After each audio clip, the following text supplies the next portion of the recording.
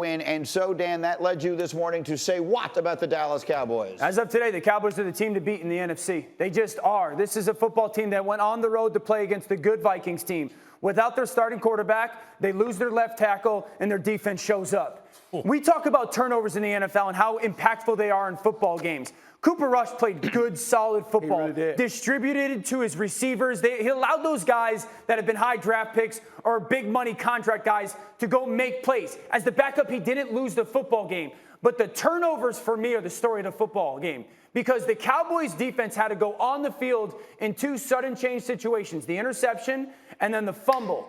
They gave up 0 points in that situation. That is the difference between the win and the loss last night. And I think it's a difference when I sit there and go, this football team doesn't have a flaw right now. And that's a difference maker. And many times this year we've wondered if Mike McCarthy could be that flaw. Last night, I know you want to give him credit. Yes, I got to give him credit. And look, the game's on the line here.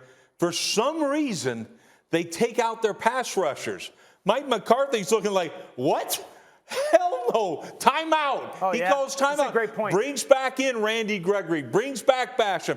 Brings back Micah Parsons to rush the passer and close it out. Here's the last two passes right here. They get pressure on the quarterback. He can't throw it down the field. We're out right here. Next one. Last one. It's coming up here, and look at the pressure. That's Basham right there, 93. Boogie Basham from Wake Forest. And now you got Randy Gregory over here, first-round pick out of Nebraska a few years ago.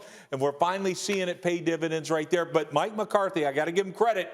He's sitting back saying, hey, wait, what in the hell are you doing? Timeout. Get the dudes back in there. Well, that's what the head coach is supposed to do. Absolutely. Look, all the way around. The Cowboys right now, Tampa loses yesterday. We'll get to it. Arizona lost the other night. Are the Cowboys the best team in the NFC? They have to be, and here's why, right? We talked about their offense being multiple. We talked about their offense being able to win football games in any way you force them to. Well, yesterday was about defense. And the Minnesota Vikings are very good offensively. Justin Jefferson, Adam Thielen, Dalvin Cook, and Kirk Cousins has been playing extremely well this year. This defense stepped up. They've been a defense that have given up yardage, but they've made plays on the football. Last night, they were stingy. Last night, they were physical. And when you look at what Micah Parsons was, when you look at what this rush was, when you look at what this run defense was, that was different for the Dallas Cowboys. They understood the moment. They understood what was asked of them. And when you see a team that can play like this in the absence of their franchise player, right, their franchise quarterback, you have to look at them and say they are different. And Mike McCarthy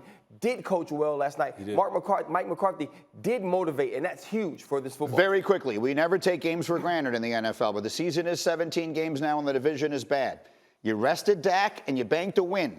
You've got Denver and Atlanta the last 2 weeks. If you're the head coach, are you tempted to sit Dak again? Well, you got to be tempted, but let's make sure he's 100% healthy before you put him out there. Look, winnable games, we see what happens. Sometimes you lose those. If Dak's ready to play, put him in there. If he's not, let him sit. I agree. I think the Cowboys were smart, not cautious. And I think they'll be smart, not cautious moving forward. This is the NFL. This is a team that's got the chance to be the 1 seed in the NFC basically halfway through this season. So I love the fact that they relied on their doctors last night to go, let's make the smart decision. And they know they're a good enough football team to go win a tough road game without the quarterback, but to go be the 1 seed, if the doctors clear him and he says he feels great and there's no soreness when he works, he's going to go play. I'll remind everybody that while he only missed 1 game, he rested 2 weeks because they had a bye last week. So for what it's worth, he's had 2 weeks worth of rest.